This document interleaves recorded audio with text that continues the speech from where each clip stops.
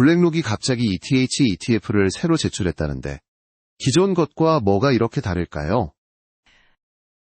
블랙록이 2026년 2월에 수정 S1 문서를 SEC에 제출하면서 iShares Staked Ethereum Trust라는 ETF를 공개했어요. 티커는 ETHB예요. 스테이크드 이더리움 트러스트라니. 이게 뭐냐면요. 꼭 스테이킹을 한다는 뜻인가요? 맞아요. 이 ETF는 보유한 ETH의 약 70에서 95%를 스테이킹에 투입할 계획이에요. 거기다 스테이킹이 뭐냐면 ETH를 네트워크에 예치해서 보상을 받는 거예요.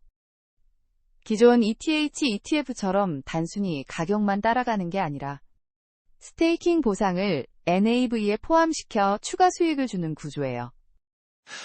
아, 그래서 ETHEA 같은 기존 ETF와 차이가 난다는 거군요. 그럼 스테이킹 보상은 어떻게 나눠주나요? 스테이킹 보상 중 약 18%를 블랙록과 코인베이스 같은 실행 에이전트가 가져가고 나머지 82%는 투자자에게 돌아가요. 보상률은 어느 정도예요? 그리고 이게 왜 중요한가요? 예상년 스테이킹 수익률은 2에서 3% 수준이에요.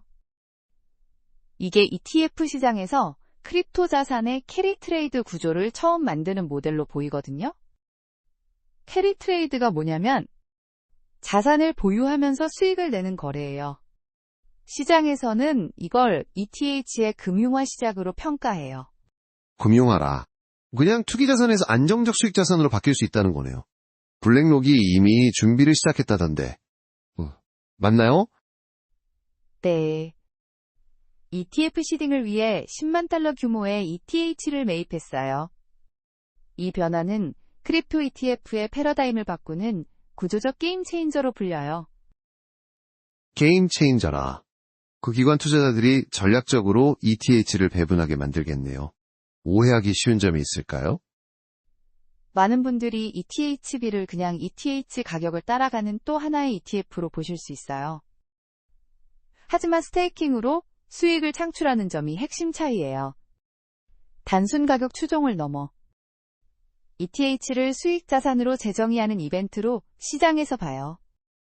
요약하자면 ETHB는 스테이킹으로 2에서 3% 수익을 더 주고 기관용 수익형 모델로 기존 ETF와 다르다는 거예요.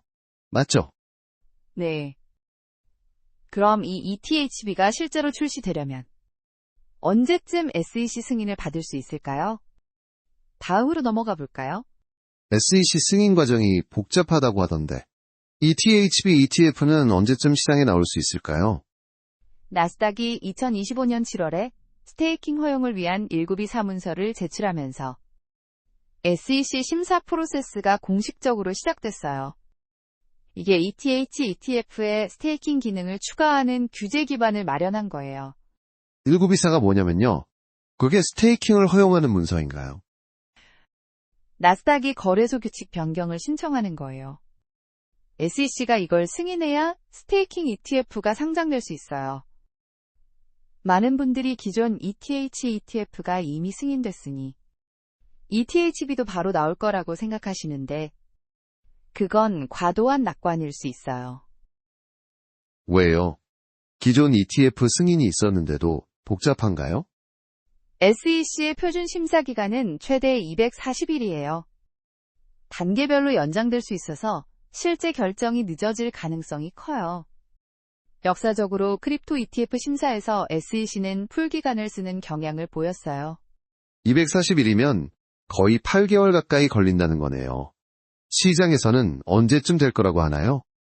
시장 분석가들은 블랙록 ETHB의 최종 데드라인을 2026년 초에서 4월 사이로 봐요. 특히 2026년 4월 전후 승인 가능성을 높게 제시하고 있어요. 최근 S1 수정 제출로 프로세스가 가속화되고 있다는 의견도 나와요. 나스닥의 192사는 이미 제출됐고 SEC의 2025년 스테이킹 가이드라인에 따라 긍정적 검토가 예상돼요. 그런데 리스크는 없나요? SEC가 또 무슨 이유로 지연시킬까요? SEC는 리스크 관리와 유동성 문제를 세밀히 따질 전망이에요. 그래서 만약 승인되면 ETHB는 별도의 신규 ETF로 출시될 가능성이 크고 기존 ETHA와 병행 운용될 거예요. 걸송앱도 ETF라. 그럼 투자자들이 선택할 수 있게 된다는 거군요. 네. 요약하자면 2025년 7월 1급이 사지출로 시작된 심사가 2026년 4월 전후에 결정될 가능성이 높아요. 기존 승인과 달리 스테이킹 구조 때문에 더 꼼꼼한 검토가 이뤄질 거예요. 알겠어요? 승인이 난다면 ETF가 어떻게 진화할지 궁금하지 않으신가요? 다음으로 넘어가 볼까요? 기존 ETF는 가격만 따라갔는데 이번엔 수익까지 준다고요? 맞아요. 기존 ETHA 같은 ETF는 순수하게 ETH 가격을 추종하는 스팟 ETF였어요. 기관 투자자들이 ETH 가격에 노출되기 위한 도구로 사용됐죠. 스팟 ETF가 정확히 뭐냐면요. 그냥 ETH 가격 그대로 따라간다는 거예요. 네. 스팟 ETF는 실제 ETH 가격 변동을 그대로 반영하는 구조예요. 반면 ETHB는 스테이킹을 핵심으로 해서 yield ETF로 진화한 거예요. yield ETF라 수익을 주는 ETF라는 뜻인가요? 그럼 어떻게 수익이 생기나요? 스테이킹 보상이 NAV에 상승하거나 분배 형태로 반영돼요. 이게 ETF 전체의 total return을 강화하는 방식이에요. 시장에서는 이걸 크립토 자산을 픽스드 인컴 카테고리로 재편할 가능성으로 봐요. 픽스드 인컴이 뭐냐면 안정적 수익을 주는 채권 같은 자산이에요. 그래서 ETH가 단순 가격 자산에서 수익 자산으로 바뀔 수 있다는 거군요. 그런데 오해하기 쉬운 점은 없나요? 네. 많은 분들이 스테이킹 보상을 별도의 배당금처럼 오해하시곤 해요. 실제로는 NAV에 포함되거나 분배로 토탈 리턴을 높이는 구조예요. 배당금처럼 현금으로 따로 주는 게 아니라는 거네요. 그럼 ETHB는 얼마나 스테이킹 하나요? 정상시장에서 보유 ETH의 70에서 95%를 스테이킹할 계획이에요. 나머지는 환매나 수수료 지급을 위한 유동성으로 유지해요. 출고할 때 스테이킹 해제 지연이 수주 걸릴 수 있어서 그걸 고려한 구조로 설계됐어요. 스테이킹 지연이 뭐예요? 돈 빼올 때 늦어진다는 건가요? ETH를 스테이킹에서 풀 때 네트워크상 시간이 걸려요.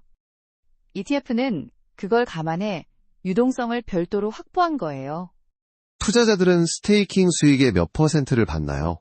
그게 왜 중요한가요? 투자자는 스테이킹 수익의 약 82%를 실질적으로 수취해요. 이게 ETH를 단순 자산에서 수익 생성 자산으로 재정의하는 포인트예요. 블랙록의 ETHA가 91억 달러 규모인데 ETHB는 별도 상품으로 구분돼요. 재정이라. ETH 생태계에 큰 변화겠네요. DeFi와 트레드피가 어떻게 연결되나요? 이 진화는 ETH의 DeFi와 전통금융인 트레드피를 융합하는 상징으로 보여요. 초보 투자자도 안정적 yiel드를 통해 쉽게 접근할 수 있게 해요. 알겠어요. 요약하자면 ETHA는 가격만 따라갔는데 ETHB는 스테이킹으로 토탈 리턴을 주고 yield ETF로 ETH를 수익 자산으로 바꾸는 진화라는 거예요. 맞죠? 그 수익 구조가 구체적으로 어떻게 설계됐는지 다음으로 알아보죠. 수익 구조라. 수수료나 경제학 쪽인가요? 좋아요. 기대돼요. 스테이킹 수익이 3%쯤 된다면서 실제 투자자 몫은 얼마나 될까요?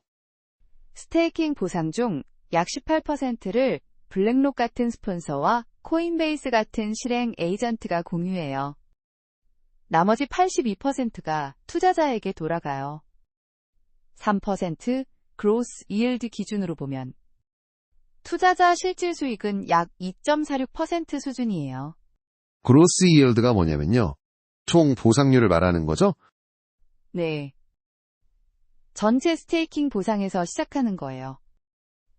이게 투자자에게 넷 이일드로 돌아가는 구조예요. 18%가 꽤 크네요. 관리 수수료는 별도인가요? 연 관리 보수는 0.25%로 기존 ETH, ETF와 비슷해요. 첫해 첫 25억 달러까지는 0.12%로 할인돼요. 그런데 많은 분들이 관리 수수료만 보고 스테이킹 비용이 거의 없다고 오해하시곤 해요. 실제로는 스테이킹 보상 공유가 별도의 비용 구조예요. 관리 수수료 외에 보상 18%가 추가 비용이라는 거군요. 그럼 ETF는 비용을 어떻게 지불하나요? ETF는 비용 지불을 위해 ETH 일부를 매도할 수 있어요. 이 과정에서 과세 이벤트가 발생할 가능성이 있어요. 과세 이벤트라 세금 문제가 생긴다는 뜻인가요? 비용이 단순 가격 ETF보다 높아지는 거네요. 네. 비용 구조는 높지만 토털 리턴 관점에서는 매력적이에요. 스테이킹 이일드가 NAV에 자동 반영되면서 복리 효과를 기대할 수 있어요. 이게 ETF 시장에서 크립토 캐리 트레이드를 처음 만드는 모델로 보이거든요. 캐리 트레이드가 뭐냐면 저위험 자산 보유로 수익을 내는 거래예요. 복리 효과라 수익이 수익에 다시 붙는 거죠. 기관 투자자들이 이걸 좋아할 것 같아요. 시장에서는 이 구조가 기관 자금 유입을 촉진할 가능성이 있다고 봐요. 언스타킹 지연 리스크도 유동성 버퍼로 완화돼요. 유동성 버퍼가 뭐예요?